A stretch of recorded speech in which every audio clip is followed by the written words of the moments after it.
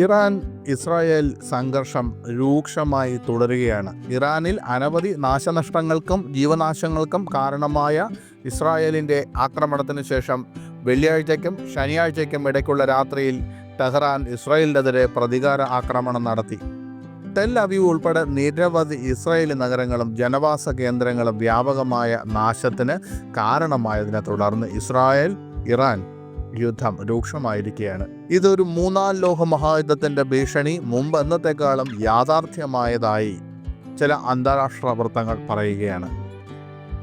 മാധ്യമ റിപ്പോർട്ടുകൾ പ്രകാരം ഈ ആഴ്ച ആദ്യം ഇറാനിൽ ഇസ്രായേൽ വ്യോമാക്രമണം നടത്തുന്നതിന് മണിക്കൂറുകൾക്ക് മുമ്പ് ലോകമെമ്പാടും മൂന്നാം ലോക മഹായുദ്ധം പൊട്ടിപ്പുറപ്പെടാനുള്ള ഭീഷണി വർദ്ധിച്ചു വരുന്നതായി ഒരു ഉന്നത US ഉദ്യോഗസ്ഥൻ മുന്നറിയിപ്പ് നൽകിയിരുന്നു. ഇറാനെ ആക്രമിക്കാനുള്ള ഇസ്രായേലിൻ്റെ പദ്ധതികളെക്കുറിച്ച് US-ന് മുൻകൂട്ടി അറിവുണ്ടായിരുന്നു. ആ വിവരങ്ങൾ അറിയാമായിരുന്ന ഉദ്യോഗസ്ഥൻ ലോകം മുമ്പ് എന്നത്തെക്കാളും ഒരു ആഗോള യുദ്ധത്തിലേക്ക് അടുത്തിരിക്കുകയാണെന്ന് മുന്നറിയിപ്പ് നൽകിയിരുന്നു. നിലവിലെ ലോകമഹായുദ്ധ ഭീഷണി ശീതയുദ്ധ കാലഘട്ടത്തിലേതിനേക്കാൾ അപകടകരവും ആസന്നവുമാണെന്ന് വാഷിംഗ്ടൺ പോസ്റ്റ് റിപ്പോർട്ട് ചെയ്തു. വാഷിംഗ്ടൺ പോസ്റ്റ് റിപ്പോർട്ട് അനുസരിച്ച് മൂന്നാം ലോക മഹായുദ്ധ ഭീഷണി ഇത്തവണ കൂടുതൽ വ്യക്തവും വലുതുമാണെന്ന് ഒരു മുതിർന്ന US നയതന്ത്രജ്ഞൻ മുന്നറിയിപ്പ് നൽകി. ഇറാനെതിരായ ഇസ്രായേലിൻ്റെ ആക്രമണം മിഡിൽ ഈസ്റ്റിനെ കുഴപ്പത്തിലേക്ക് തള്ളിവിടുമെന്ന് അദ്ദേഹം പ്രസ്താവിച്ചു. ഞങ്ങളിത് നിരീക്ഷിച്ചുകൊണ്ടിരിക്കുകയാണ്, ഞങ്ങൾക്ക് ആശങ്കയുമുണ്ട്, ഇത് മുമ്പെന്നത്തെക്കാളും ഗുരുതരമാണെന്ന് ഞങ്ങൾ കരുതുന്നു, ആ ഉദ്യോഗസ്ഥൻ പറഞ്ഞതായി മാധ്യമം ഉദ്ധരിച്ചു. ഇറാൻ വേഗത്തിൽ തിരിച്ചടിക്കുമെന്നും മറ്റു രാജ്യങ്ങളും ഇതിൽ പങ്കാളികളാകുമെന്നും ഇറാൻ ഇസ്രായേൽ യുദ്ധം ഒരു ആഗോള സൈനിക സംഘർഷമായി മാറ്റുമെന്നും അത് ഉടനെ തന്നെ നിയന്ത്രണാതീതമാകുമെന്നും അദ്ദേഹം മുന്നറിയിപ്പ് നൽകിയിരുന്നു. ഈ ആഴ്ചയുടെ തുടക്കത്തിൽ ഇസ്രായേൽ ഇറാനെതിരെ ഏറ്റവും ശക്തമായ ആക്രമണമാണ് അഴിച്ചുവിട്ടത്. ഓപ്പറേഷൻ റൈസിംഗ് ലയൺ എന്ന പേരിൽ തലസ്ഥാനമായ ടെഹ്റാൻ ഉൾപ്പെടെയുള്ള ഇറാനിയൻ നഗരങ്ങളിൽ വ്യോമാക്രമണങ്ങളുടെ ഒരു തരംഗം അഴിച്ചുവിട്ടു. IRGC മേധാവി ഹൊറൈസൺ Salami, commander Gholam Ali Rashid, ആണവശാസ്ത്രജ്ഞൻ ഡോക്ടർ മുഹമ്മദ് ടെഹ്റാൻചി, ആണവശാസ്ത്രജ്ഞൻ ഡോക്ടർ ഫെറഡോൺ അബ്ബാസി, ഇറാന്റെ സായുധ സേനാ മേധാവി മേജർ ജനറൽ മുഹമ്മദ് ബാഗേരി എന്നിവരുൾപ്പെടെ നിരവധി ഉന്നത ഇറാനിയൻ ആണവ ശാസ്ത്രജ്ഞന്മാരും സൈനിക കമാൻഡർമാരും ഇതിൽ കൊല്ലപ്പെട്ടു. അങ്ങനെ ഇസ്രായേലിൻ്റെ ആക്രമണത്തിന് പ്രതികാരം ചെയ്യുമെന്ന് ടെഹ്റാൻ പ്രതിജ്ഞയെടുത്തു. ഇസ്രായേലിനും സഖ്യകക്ഷിയായ അമേരിക്കയ്ക്കും സങ്കല്പിക്കാൻ കഴിയുന്നതിലും അപ്പുറമായിരിക്കും അതിൻ്റെ പ്രതികരണമെന്ന് പ്രഖ്യാപിച്ചു.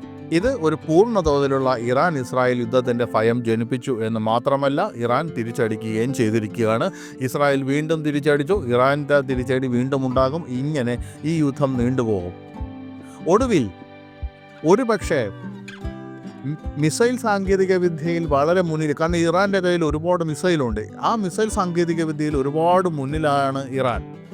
ഇസ്രായേലിന് മിസൈൽ ഇല്ലെന്നല്ല അർത്ഥം. അമേരിക്കയുടെ നൂതനമായ പല മിസൈലുകളും ഇസ്രായേൽ തന്നെ വികസിപ്പിച്ചെടുത്ത മിസൈലുകളുമൊക്കെ ഇസ്രായേലിൻ്റെ കയ്യിലുമുണ്ട്. എങ്കിലും ഇറാൻ്റെ കയ്യിലുള്ള മിസൈലുകൾ വളരെ മാരകശേഷിയുള്ളത് തന്നെയാണ്. അതിന് നമുക്ക് ഇസ്രായേൽ ഗാസയിൽ യുദ്ധം ചെയ്ത ആ ഒരു രീതിയിൽ എളുപ്പത്തിന്, അല്ലെങ്കിൽ ഹിസ്ബുള്ളയുമായും ഹൂതികളുമായുമൊന്നും യുദ്ധം ചെയ്തതുപോലുള്ള എളുപ്പമല്ല ഇറാനുമായി യുദ്ധം ചെയ്യുന്നത്. ഇത് അമേരിക്കയ്ക്ക് നന്നായി അറിയാം. എങ്ങനെയാണ് ഇതൊരു മൂന്നാം ലോക മഹായുദ്ധത്തിൻ്റെ സാധ്യതകളിലേക്ക് വിരൽ ചൂണ്ടുന്നത് എന്ന് പറഞ്ഞാൽ, ഇറാനെ പിന്തുണയ്ക്കാൻ മറ്റു രാജ്യങ്ങൾ തയ്യാറാകുമെങ്കിൽ അതിനുള്ളൊരു സാധ്യത അവിടെ ഉണ്ട് എന്ന് തന്നെയാണ്. ഇസ്രായേലിനെ ഒരു ഘട്ടം കഴിയുമ്പോൾ, ചിലപ്പോൾ ഇസ്രായേലിൻ്റെ കയ്യിൽ യുദ്ധം നിന്നില്ലെങ്കിൽ ഒരു ഘട്ടം കഴിയുമ്പോൾ അമേരിക്കയോ നാറ്റോയിലെ ചില സഖ്യകക്ഷികളോ ഒക്കെ ഇസ്രായേലിനെ സഹായിക്കാൻ മുന്നോട്ട് വന്നേക്കാം.